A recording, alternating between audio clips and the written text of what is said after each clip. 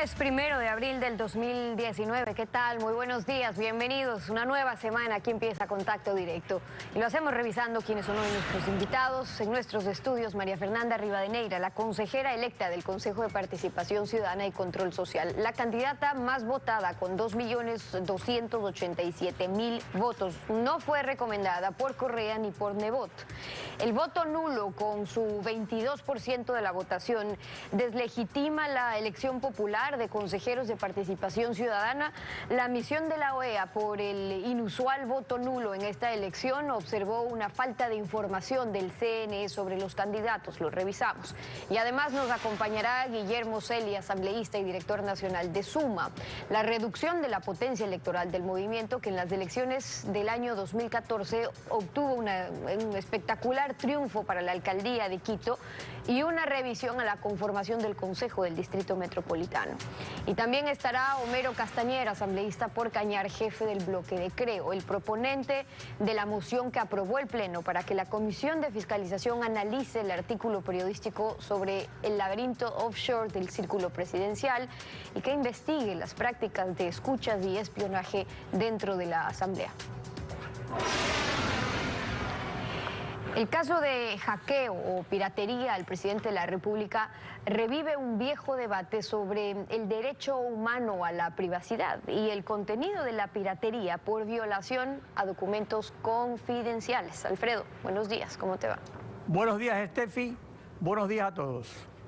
Actualmente tenemos dos casos: las fotos de Wikileaks y la denuncia sobre INA Investment, dos asuntos distintos, pero con un elemento común.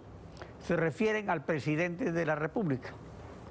Sobre las fotos de la intimidad familiar, ya la Asamblea Nacional se pronunció, solidarizándose con el presidente por tratarse de una grotesca invasión a su privacidad. Acerca del artículo periodístico del portal digital La Fuente sobre el laberinto offshore del Círculo Presidencial, la Asamblea resolvió que la Comisión de Fiscalización se encargue de analizar, no de investigar. El Pleno, por tanto, prefirió a la comisión llamada de archivo en la presidencia de Correa por su actitud negligente antes que a la comisión multipartidista propuesta por el correísmo. Aquí es donde está el meollo del asunto, pues la Fiscalía, por su parte, ya inició la respectiva indagación previa por denuncia del asambleísta Ronnie Aleaga del artículo de los periodistas Fernando Villavicencio y Cristian Zurita en el portal digital La Fuente. Aquí el problema de fondo es el valor que han adquirido en el periodismo de investigación contemporáneo las filtraciones en Internet de documentos confidenciales mediante hackeo o piratería. Los papeles de Panamá constituyen el mejor ejemplo de los efectos judiciales de este periodismo. Pues antes de los papeles de Panamá se objetaba judicialmente el valor ético y jurídico de documentos obtenidos por piratería. Pero la judicialización que hizo la Fiscalía brasileña del contenido de los papeles de Panamá abrió las puertas por las que entraron las delaciones premiadas de los ejecutivos de Odebrecht. Lo esencial entonces es el contenido de los documentos confidenciales que se filtran. En el caso de los papeles de Panamá, se observó un proceso riguroso de indagación previa, que lo siguió el periódico Alemán del Sur de Múnich, que recibió de fuente anónima la filtración. La entregó al Consorcio Internacional de Periodistas de Investigación y los primeros resultados de la investigación fueron presentados el mismo día por 109 medios de comunicación en 76 países que fueron remecidos políticamente por sus revelaciones. En conclusión, aquí en el Ecuador, mientras la Comisión de Fiscalización analiza, es clave lo que encuentre la indagación de la Fiscalía. La actualidad, los protagonistas, el análisis y la información en Contacto Directo.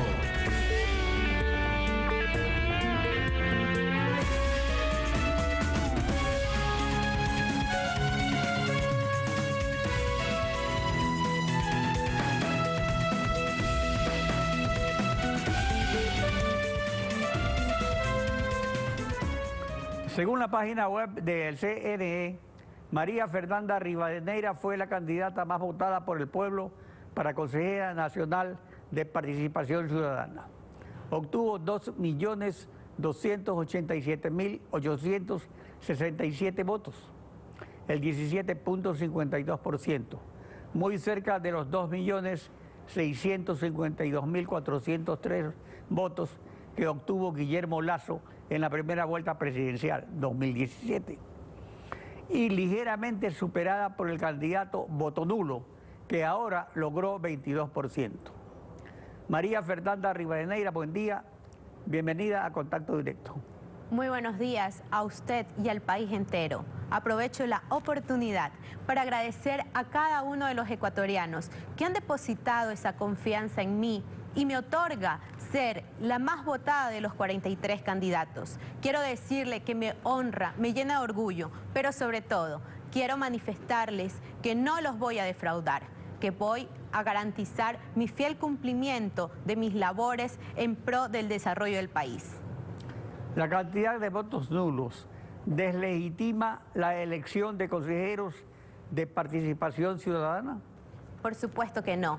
Vemos cómo el pueblo ecuatoriano ha ido a las urnas de forma democrática y ha elegido a los 7 nuevos consejeros del Consejo de Participación Ciudadana y Control Social, que tienen el reto primordial de fortalecer la institucionalidad del Estado, la lucha contra la corrupción de forma fehaciente y también la designación de autoridades de manera transparente, en donde cada una de las personas postulantes sepan que se va a dar de forma técnica y no política. La misión electoral de la OEA observó que el esquema de comunicación del Consejo Nacional Electoral no permitió que la ciudadanía conociera a los aspirantes y que pudiera votar de manera informada. ¿Cómo explica esta votación de votos nulos superior al promedio que normalmente alcanzan? Hubo mucho desconocimiento, si bien es cierto, porque era por primera vez que el pueblo ecuatoriano iba a las urnas a elegir a este tan alto organismo importante dentro del Ecuador. Y por supuesto que también tenemos una ley orgánica de participación ciudadana en el innumerado tercero, donde nos hacía una prohibición exclusiva de no hacer proselitismo político.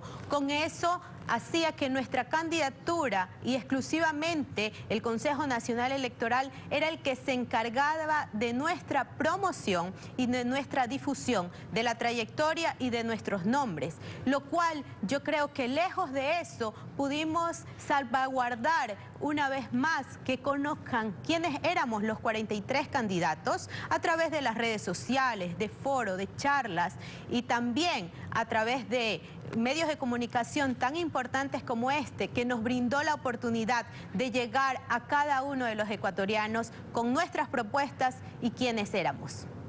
El CNE fue designado por el Consejo Transitorio siguiendo el modelo pluripartidista de la Constitución de 1998, basada en el plebiscito de 1997, descartando así el modelo abusivo de partido único que implantó Rafael Correa. Los consejeros del CNE son de Alianza País, de CREO, del Partido Social Cristiano, de Pachacuti y de organizaciones sociales representadas por un ex miembro de la Izquierda Democrática. Ante el voto nulo propuesto por CREO y el presidente del Consejo Transitorio de Participación Ciudadana y el voto positivo recomendado por Jaime Nebot, ¿el CNE fue imparcial? Yo creo que hay que enfocarnos en algo textualmente importante, que es el incentivar al voto del nuevo Consejo de Participación Ciudadana. Pero más allá, yo creo que ya pasamos la página, el pueblo ecuatoriano se manifestó el 24 de marzo y es importante que hoy por hoy el Consejo de Participación Ciudadana vaya a empoderar a la ciudadanía de sus derechos, que vaya a dar una difusión masiva de cuáles son los mecanismos de participación, llámese esto, un presupuesto participativo, ejecutar el derecho a la silla vacía, los comités de usuario, los comités consultivos, las veedurías ciudadanas, los observatorios. Eso va a hacer que el Ecuador se desarrolle de forma más social, en donde cada ciudadano se vea más comprometido de la lucha contra la corrupción, que tanto daño nos hace y nos ha hecho. Todos los días los ecuatorianos nos levantamos sabiendo que ha existido un acto de corrupción. Mi compromiso con el país entero, con estas generaciones y con las futuras generaciones es justamente poder llevar a cabo una lucha fehaciente en donde el país entero conozca a ciencia cierta, dentro de los términos establecidos y reglamentarios, qué pasó con aquella denuncia, aquel acto de corrupción, y se envíe, si tiene indicios de responsabilidad penal, a los organismos competentes, llámese esto, Fiscalía General del Estado, y nosotros cumplamos con lo que dice el mandato constitucional, ser parte procesal. Pero no podemos solo pararnos y ver lo que ha pasado o las falencias. Tenemos que trabajar. María Fernanda Rivadeneira le pidió la oportunidad al país entero de poder trabajar por una transformación social, y eso va a ser durante el tiempo que así el país lo determine. Lo que más preocupa al presidente del Consejo Transitorio, consejo que fue elegido por la nueva mayoría en la Asamblea, es que el Consejo elegido por el pueblo revise los nombramientos hechos por el Consejo Transitorio, que dejan al Consejo elegido por el pueblo sin esa competencia nominadora durante todo su periodo, como si ya se hubiera reformado la Constitución según están proponiendo. ¿Van a revisar esos nombramientos del Consejo Transitorio? Voy a fortalecer la institucionalidad del Estado, voy a incentivar la participación ciudadana, voy a que cada una de la Constitución y la ley se cumpla. Y quiero decirle que una de las potestades que tenía el transitorio es justamente la revisión y evaluación.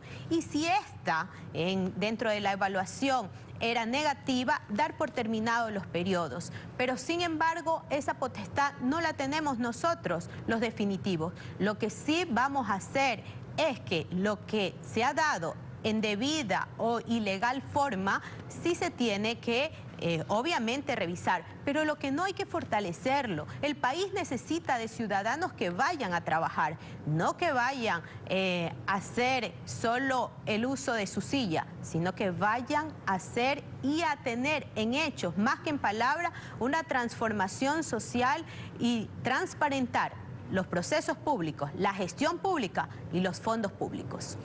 Tal como están las cosas, el Consejo elegido por el pueblo quedaría reducido a Comisión Anticorrupción, pero el presidente del Consejo Transitorio pide la extinción del Consejo. ¿Usted considera que obedece al interés de la Comisión Nacional Anticorrupción, de la que es miembro el presidente del Consejo Transitorio?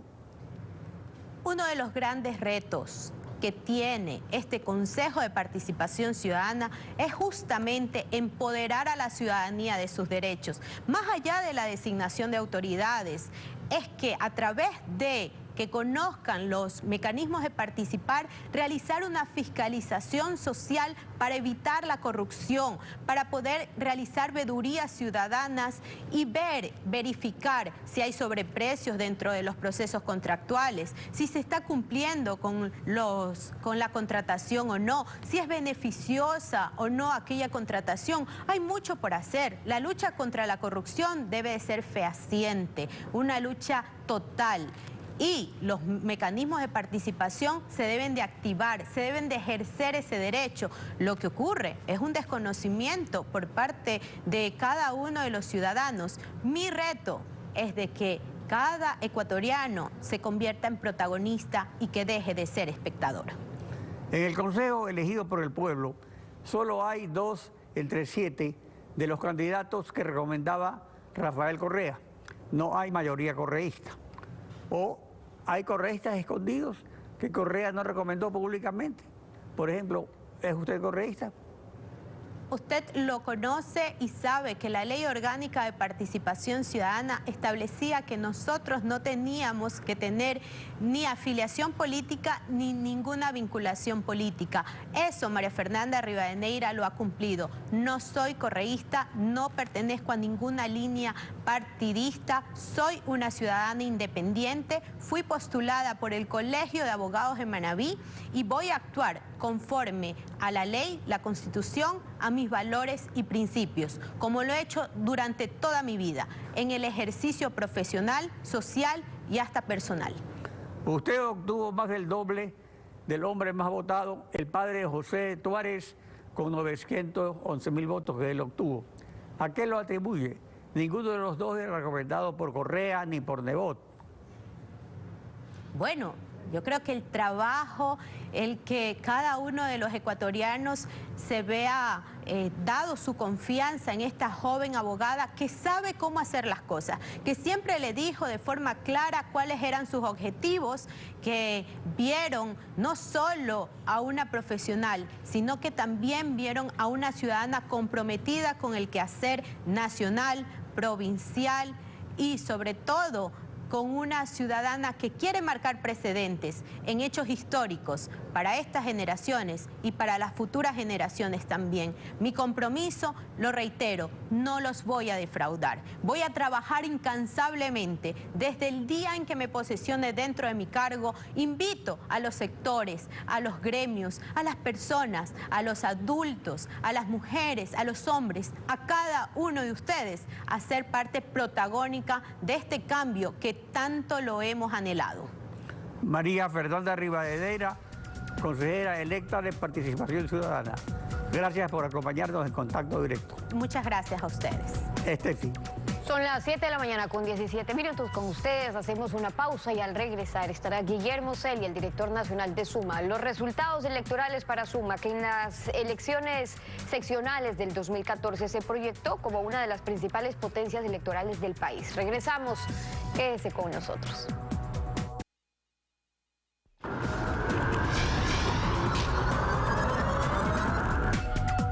Guillermo Celia, asambleísta y director nacional de Suma, bienvenido a Contacto Directo. Muy buenos días, Estefi. Muchas gracias por su invitación. Mi abrazo a los ecuatorianos. Buenos días. Suma obtuvo 14 alcaldías, 2 prefecturas. ¿Cómo ven ustedes los resultados obtenidos? Bueno, con una gran responsabilidad, que eso es lo fundamental. Hemos crecido, por ejemplo, hemos logrado una alcaldía en la provincia de Guayas, en el cantón Palestina, con Lucho Castro, mi abrazo para ellos, 2 prefectos, prefecto de Bolívar, Vinicio Coloma, el prefecto de Sucumbíos, Amado Chávez. Ambos prefectos ganan con más del 50% de los votos y hemos obtenido 15 alcaldías a nivel nacional, más de 100 concejalías y 200 entre juntas parroquiales y presidencias de juntas parroquiales. Es una gran responsabilidad de seguir fomentando el modelo de gobierno responsable, de apoyar a nuestros alcaldes y prefectos desde el bloque legislativo, como ya lo hemos hecho, con todos los alcaldes, independientemente de la bandera política o la ideología que tengan.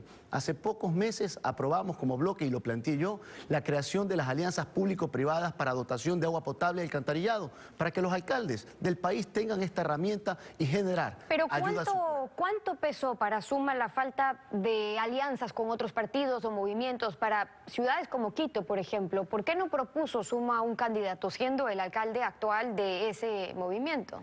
Bueno, el alcalde de Quito tomó la decisión de no participar, ustedes lo conocían desde el mes de octubre, y adicionalmente eso abonó a evitar la dispersión. Y mire qué fue lo que sucedió en la capital de la República, que la dispersión generó que ganara una tendencia versus una derrota de otra tendencia. Entonces, en esas condiciones... Claro, distinto a si sí se hubieran programado esas alianzas sobre una de esas tendencias. Bueno, pero no se dio, se la propició, se la conversó, pero finalmente se tomó decisión diferente y eso también es parte de la democracia y también hay que aprender, ojalá, y espero que al nuevo alcalde de Quito le vaya bien, que no tenga ese bloqueo como lo ha tenido el alcalde Rodas y que genere ayuda contundente de parte del Consejo para que la ciudad capital salga adelante como tiene que ser. Y ya que habla del Consejo, ¿cómo queda Suma en las concejalías para Quito? Digo, ¿de dónde vienen y ahora en qué están? ¿A qué le atribuyen esos resultados? Bueno, nosotros estamos muy optimistas porque a nivel nacional hemos crecido, hemos ganado prefecturas como la de Sucumbíos, por ejemplo, hemos ganado la alcaldía de la capital Lago Agrio y 2 alcaldías adicionales. En la Sierra Central hemos ganado, por ejemplo, en Cotopaxi, 3 alcaldías de 7, es decir, hemos crecido. En Bolívar exactamente lo mismo. Y en todas las regiones, costa, Amazonía, Sierra y Galápagos, tenemos concejalías. Pero un consejo distinto en Quito ahora. Obviamente nosotros, y eso fue la decisión de la directiva de Pichincha, de no lanzar candidaturas en la ciudad capital, situación respetable para evitar la dispersión, pero fue el destino y la decisión de la organización allá en la capital. Con los resultados que deja este proceso, el PSC y aliados, porque las alianzas pesaron, un 50% de los resultados son en alianza de movimientos y partidos, 51 alcaldías. Creo y aliados, 32 alcaldías. Igual Democracia Sí y aliados. Alianza País, 28, Pachacutic, 19. ¿Qué les dice el tablero político hoy después de este proceso? Y suma 15 alcaldías con 2 prefecturas. Bueno, nos dice que hoy día el tablero de lo que es la administración en gobiernos autónomos está completamente dividido a nivel nacional. Eso es parte de la democracia, eso significa de que los ecuatorianos han tomado decisiones diferentes en cada una de las localidades y obviamente en el caso nuestro es una altísima responsabilidad de poderlo servir. Y eso significa que vamos a seguir apoyando, como lo dije hace un momento, con leyes que permitan generar empleo, apoyo al emprendimiento y lucha frontal contra la corrupción. Son elementos fundamentales que deben ser parte de la agenda, no solamente de la agenda legislativa, sino también de la agenda en cada una de las localidades. El gobierno dijo no haber querido incidir en estas elecciones. Recordemos que venimos de 10 años de un Estado candidato y ahora, por las razones que sean, el movimiento de gobierno sin ganar mayor protagonismo. ¿Cómo lo ve? Bueno, yo lo decía el jueves pasado en el Pleno de la Asamblea Nacional, cuando debatíamos estos temas, que eso es lo normal, que un gobierno no intervenga en un proceso eleccionario. Esa es la democracia. Lo que pasa es que vinimos de 10 años donde el Estado candidato era el que generaba todo ese poderío. Pero a pesar de eso, en el caso nuestro le ganamos las elecciones. Acuérdese usted que un día antes del 23 de febrero, el 22, en la plena Plaza Grande de Quito, se hizo una sabatina. Hoy día el gobierno nacional ha hecho lo coherente, ha hecho lo democrático. Y ese debe ser el reflejo hacia el futuro. Eso es lo que queremos los ecuatorianos y en ese sentido se debe caminar. En esta elección se evidenció también la poco representatividad que tuvieron ciertos candidatos o partidos, los que no llegan ni al 1% o algunos con resultado del 0. algo por ciento. Esta multiplicidad de movimientos regionales en su momento se lo facilitó para lograr oportunidades para todos, pero parte de las consecuencias son esas, movimientos que están representando a muy pocos. Bueno, eso es lo que se debe analizar, eso también es la democracia, se han inscrito una serie de agrupaciones, movimientos locales y también nacionales, y esos son los resultados. Pero si me permite, Estefi, yo sí quiero tratar un tema que es fundamental. El día de mañana está ya en el primer punto del orden del día nuestro planteamiento de nuestro bloque, que es una reforma parcial a la Constitución para limitar las atribuciones del Consejo de Participación Ciudadana, que se mantengan en la lucha frontal contra la corrupción, que generen promoción de la participación ciudadana, pero los temas relativos a la designación de autoridades de control debe de pasar al Parlamento. ¿Y eso en qué difiere de la propuesta que ya está en la Asamblea, que se ha planteado por la propia presidenta de la Asamblea, Elizabeth Cabezas, sobre los cambios en cuanto a las funciones también del Consejo de Participación? Pero uno es que vaya vía referéndum y la otra no.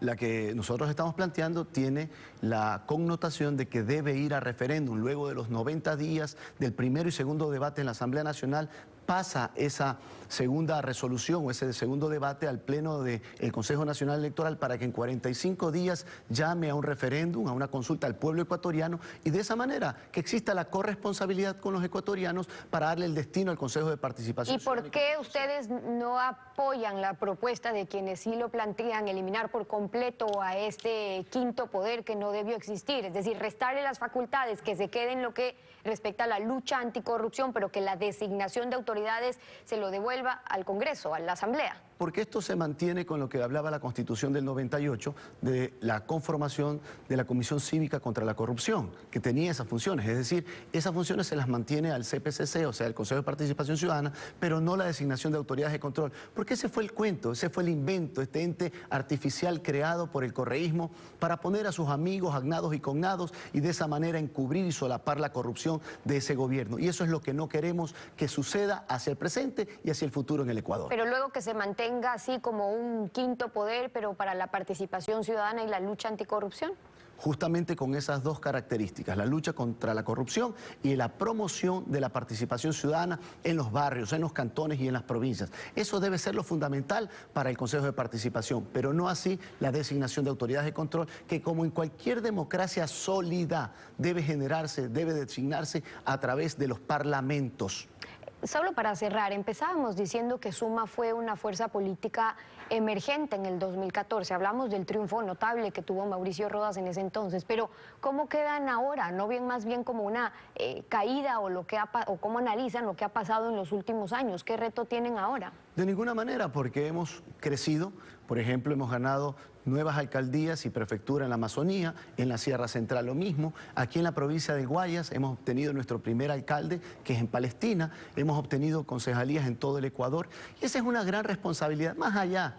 Mire, Steffi, de que sea la primera, segunda, tercera fuerza. A los ecuatorianos lo que les interesa es que las autoridades locales lo sirvan y lo sirvan bien. Y en este caso, Suma cuenta con un bloque legislativo que está trabajando por leyes para el empleo, como la Ley de Polos de Desarrollo Económico que salió publicada el 21 de febrero, que fue mi planteamiento, el planteamiento de nuestro bloque de Suma, que va a generar la inversión nacional y extranjera por el empleo. Cuenten con ello, nuestro equipo de prefectos y alcaldes y todos los prefectos y alcaldes que tengan una visión de generar empleo y generar mejores días para la familia ecuatoriana. Asambleísta y director nacional de Suma, Guillermo Selvi, en Contacto Directo. Gracias por habernos acompañado. Muchas gracias, Esther. 7:30, una pausa y al regresar estará Homero Castañer, asambleísta de Creo por Cañar, el jefe de bancada. ¿Por qué el Pleno prefirió a la Comisión de Fiscalización para analizar el caso INA antes que una comisión multipartidista que puede investigar? En pocos minutos estamos de vuelta con eso. No se vayan.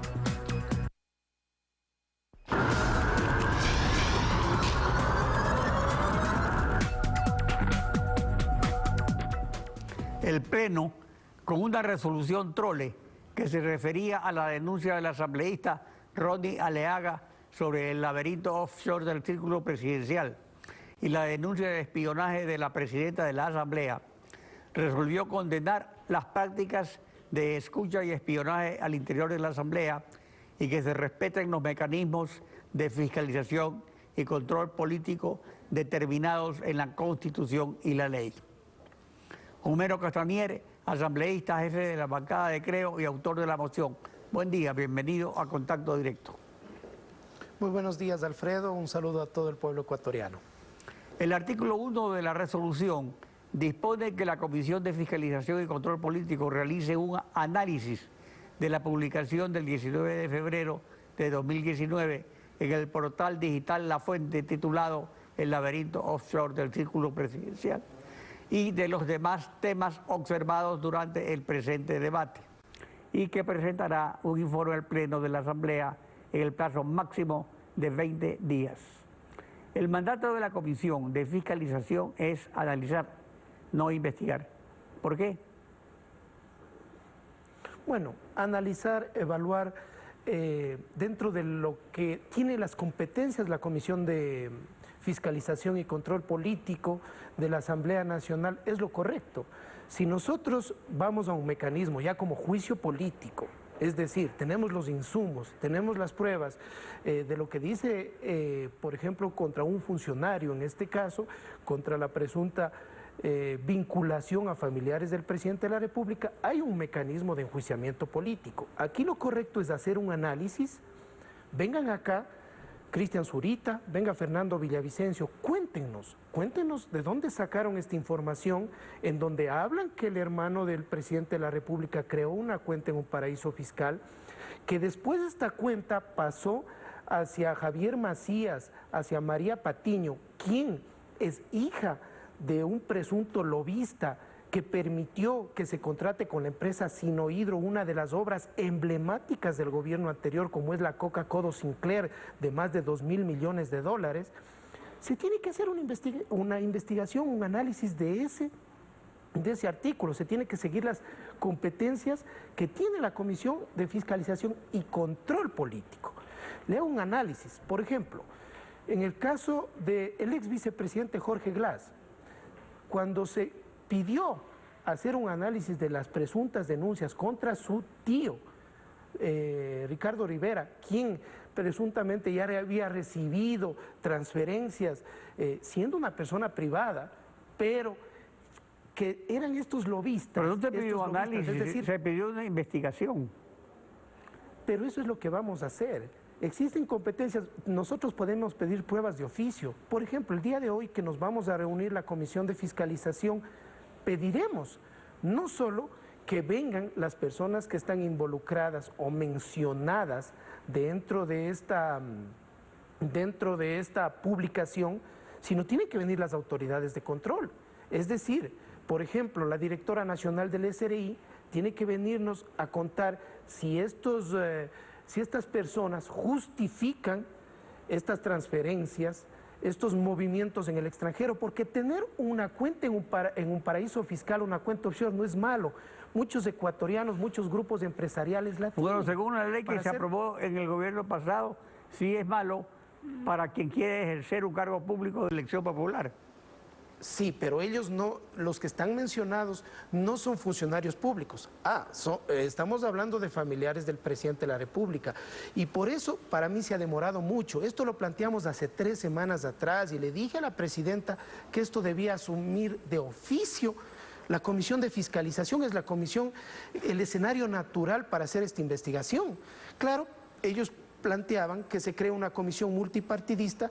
Imagínense que si ahora toda denuncia, toda investigación, crear una comisión para el Hospital de los Ríos, crear una comisión para el ingenio azucarero, crear una comisión multipartidista, cuando esta comisión, la Comisión de Fiscalización, ahora están preocupados porque ha cambiado la conformación, fue una comisión que tenía 8 asambleístas de Alianza País y 4, 2 de la bancada de Integración Nacional, un social cristiano y mi persona de Creo.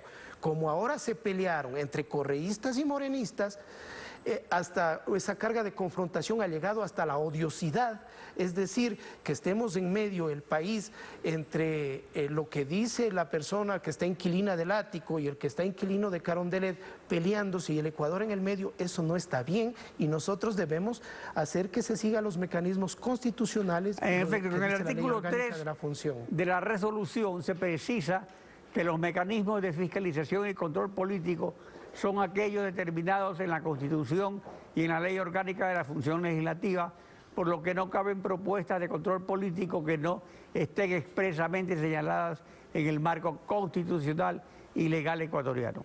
Al respecto, analizar una propuesta de fiscalización y control político está en la ley como competencia de la Comisión o investigar. ¿Cuál es la competencia realmente? Porque no es lo mismo. Absolutamente, absolutamente. ¿Cuál es la idea? En 20 días, la Comisión de Fiscalización tendrá que poner a consideración del Pleno de la Asamblea, de todos los asambleístas, los insumos, los documentos y lo que hayamos analizado. El Pleno de la Asamblea o cualquier asambleísta frente a eso, si considera, por ejemplo, que podría establecer un juicio político de acuerdo a lo que dice el 129 de la Constitución, o en su defecto, si no existe nada, que le comento, como ecuatoriano, aspiro que no encontremos nada, aspiro que no se siga generando esta suerte de escándalos, de problemas ahora, mencionando a familiares del presidente. Aspiro que... En efecto, el presidente considera que la propuesta es desestabilizadora. Ahora, la propuesta del asambleísta Rodney Aliaga es desestabilizadora. ¿A quién beneficia si se refiere a hechos del presidente Moreno cuando era vicepresidente de Correa? ¿Y quién se beneficiaría de una desestabilización del presidente? Mire, por eso está puesto en el artículo 1 que vamos también a analizar lo que se mencionó en el debate. Yo quisiera que vean con ciudadanos lo que pasó ese día martes que fue de vergüenza. Yo, por ejemplo, voy a pedir que venga el asambleísta Fausto Terán y que nos cuente quién le impidió fiscalizar a Ramiro González cuando tenían los documentos de sobreprecios de los medicamentos en el seguro. Claro, este momento... Bueno, pero sobre esta investigación, la fiscal Ruth Palacios ha abierto una indagación previa sobre el contenido del artículo de Fernando Villavicencio y Cristian Zurita en el portal La Fuente. ¿Por qué la mayoría en la Asamblea prefiere que la investigación la haga la Fiscalía? ¿Qué se hará con esa investigación de Fiscalía? ¿Cuándo se prevé que termine? ¿O se verá primero el resultado del análisis? La fiscal tendrá que venir también a la Comisión de Fiscalización y contarnos cuáles son los mecanismos, porque tiene que realizarse un convenio, por ejemplo, con la Fiscalía de Panamá para acceder a las cuentas del Balboa Bank y ver cuáles son los movimientos, las transferencias, los depósitos y si se justifican. Porque, repito, tener una cuenta en un paraíso fiscal no es malo. Lo malo es cuando esa cuenta sirve para ocultar dinero, sirve para ocultar dineros presuntamente mal habidos, y es nuestra obligación como asambleístas no abstraernos ni cruzarnos de brazos, sino conocer y hacer un análisis sobre esta publicación de estos dos periodistas. Ahora, según la Constitución, un juicio político eventualmente contra el presidente de la República se puede fundamentar en delitos que todavía la función judicial no los ha, digamos, o que la Fiscalía no los ha judicializado. Y así era, por ejemplo, en el caso de Glass, que fue un juicio político que se demoró y que finalmente lo negaron para eliminar los juicios políticos contra el presidente y el vicepresidente de la República. Entonces, en este caso, ¿qué va a ocurrir si la Fiscalía llega a una conclusión o no es necesario conocer todavía la conclusión de Fiscalía? Alfredo, no se necesita que la justicia sentencie o ya inicie una acción penal para iniciar un juicio político. Los tres causales: el primero, delitos contra la seguridad del Estado; el segundo, si hay concusión, cohecho, enriquecimiento ilícito; y el tercero, la desaparición forzada o tortura de personas, sin necesidad de que haya una acción penal previa, pero sí con dictamen de la Corte Constitucional. En ese sentido... Y del presidente como presidente, no como vicepresidente de otro presidente. Así es, pero en este momento estamos hablando que el presidente es sujeto de control político de la Asamblea. Aquí hay una denuncia y hay que hacer un análisis y una investigación para que quedemos tranquilos.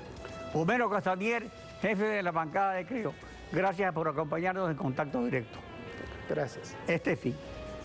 Así concluimos esta emisión. A ustedes también gracias, su confianza y sintonía. Nos volvemos a encontrar mañana, Alfredo. Mañana continuamos rayando la desinformación en Contacto Directo. Buenos días.